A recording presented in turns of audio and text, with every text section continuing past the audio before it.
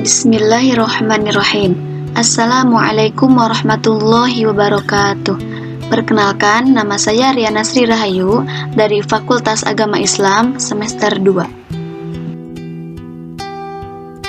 Saya ingin menjelaskan kembali tentang materi yang telah disampaikan oleh dosen pengampu kami, yaitu Bapak Dr. Ahmad Alim LC.MA.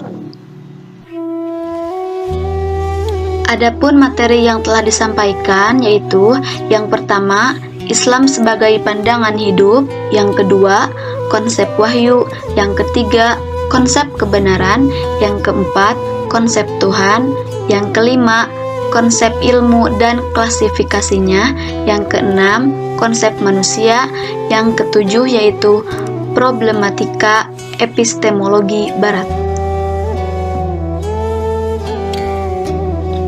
Yang pertama yaitu Islam sebagai pandangan hidup. Definisi umumnya adalah kepercayaan, perasaan, dan apa-apa yang terdapat dalam pikiran orang yang berfungsi sebagai motor bagi keberlangsungan dan perubahan sosial dan moral. Adapun definisi tentang Islamnya yaitu pandangan hidup Islam adalah akidah fikriyah atau kepercayaan yang berdasarkan pada akal, yang asasnya adalah keesaan Tuhan, tauhid atau syahadah yang terbentuk dalam pikiran dan hati setiap muslim dan berpengaruh terhadap pandangannya tentang keseluruhan aspek kehidupan, terutama tentang realitas dan kebenaran. Lahirnya worldview Islam periode Mekah I, yaitu yang pertama, konsep penciptaan, yang kedua, ide tauhid, yang ketiga, konsep etika, yang keempat, hari akhir, dan yang kelima, konsep tentang alam. Lahirnya worldview Islam periode Mekah yang kedua yaitu ada 4 periode. Yang pertama yaitu konsep ibadah, yang kedua yaitu konsep ilmu, yang ketiga kenabian, dan yang terakhir yaitu konsep din. Yang kedua yaitu konsep wahyu. Konsep wahyu adalah pemberitahuan Allah Subhanahu wa Ta'ala kepada seorang nabi tentang berita-berita gaib, syariat, dan hukum tertentu. Adapun dua unsur utama wahyu yaitu yang pertama, pemberi berita yaitu Allah Subhanahu wa Ta'ala, dan yang kedua, penerima berita yaitu Nabi Muhammad Shallallahu alaihi wasallam. Yang ketiga yaitu konsep kebenaran. Hakikatnya, dari realitas dan kebenaran harus dipahami dari dua sisi arah yang paling berintegrasi selamanya, yaitu dari sisi keimanan dan sisi kehidupan.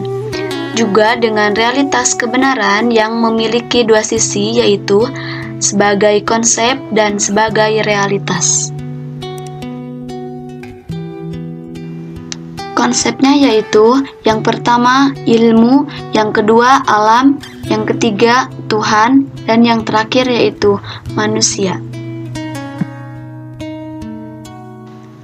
Adapun konsep kebenaran terbagi menjadi 4, yaitu yang pertama, tidak boleh ragu-ragu, yang kedua, tidak menyembunyikan kebenaran, yang ketiga yaitu tidak mencampur adukan kebenaran dan kebatilan, dan yang terakhir yaitu yakin akan kebenaran.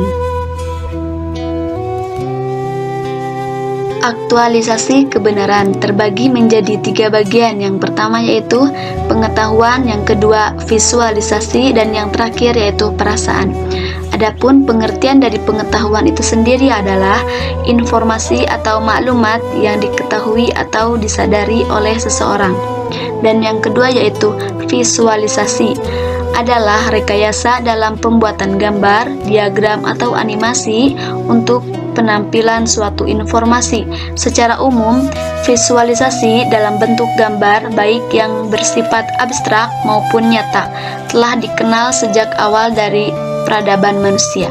Dan yang terakhir yaitu perasaan, yang dikenal sebagai keadaan sabar, seperti yang dihasilkan dari emosi sentimen atau keinginan. Yang keempat yaitu konsep Tuhan. Ideologi liberal atau dunia barat, sebuah paham yang menganggap suatu kebenaran itu relatif, termasuk agama. Ideologi liberal ini sangat bertentangan dengan konsep Islam. Islam berkonsep kepada tauhid, dasarnya adalah Quran surat Al-Ikhlas. Islam berdasarkan wahyu, bukan kebudayaan. Tuhan itu adalah esa, bukan trinitas. Sikap Islam adalah lakum dinukum waliyadin terhadap agama lain. Yang kelima yaitu konsep ilmu dan klasifikasinya. Ilmu adalah segala sesuatu yang berdasarkan dalil atau perspektif Islam. Dalil terbagi menjadi dua, yaitu dalil nakli dan dalil akli. Ilmu didapatkan dengan cara membaca dan menelitinya. Terdapat dalam Quran surat Al-Alaq. Ilmu terbagi menjadi dua, yaitu fardu ain dan fardu kifayah. Fardu ain adalah ilmu yang berkaitan dengan pembelajaran agama atau akhirat, dan fardu kifayah adalah ilmu umum atau duniawi.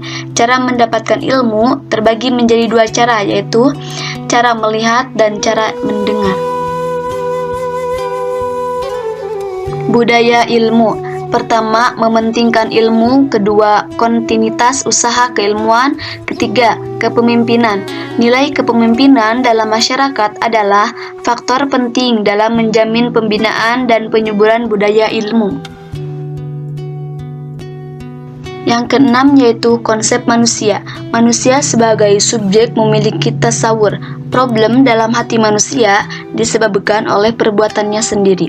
Nabi Muhammad SAW bersabda, Innal mu'minina idza ajnaba kanat nuqatun sawra fi qalbi, yang artinya yaitu, jadi kalau orang melakukan suatu dosa atau maksiat, maka akan ada titik hitam di dalam hatinya.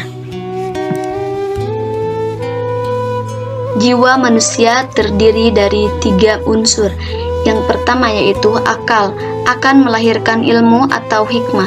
Yang kedua yaitu syahwat, akan melahirkan kesucian diri apabila dipelihara dengan baik. Dan yang terakhir yaitu emosi, akan melahirkan keberanian jika dipelihara dan dijaga sesuai syariat Islam. Yang terakhir yaitu problematika epistemologi barat. Peradaban barat yaitu sebuah peradaban yang dibangun dari nilai-nilai sekularisme dan liberalisme. Peradaban barat adalah kelanjutan peradaban Yunani yang menjadi inti peradaban barat. Ciri-cirinya yaitu yang pertama, meremehkan hal-hal yang di luar indera. Yang kedua yaitu kelangkaan rasa keagamaan dan kerohanian.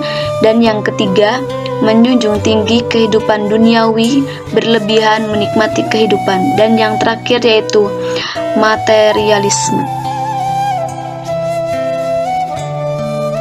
Trauma Barat terhadap Islam. Yang pertama yaitu pendudukan Spanyol 771 sampai 1492, pengepungan Vina 1529 dan 1683, penaklukan Konstantinopel 1453, Perang Salib, penaklukan Yerusalem 1187.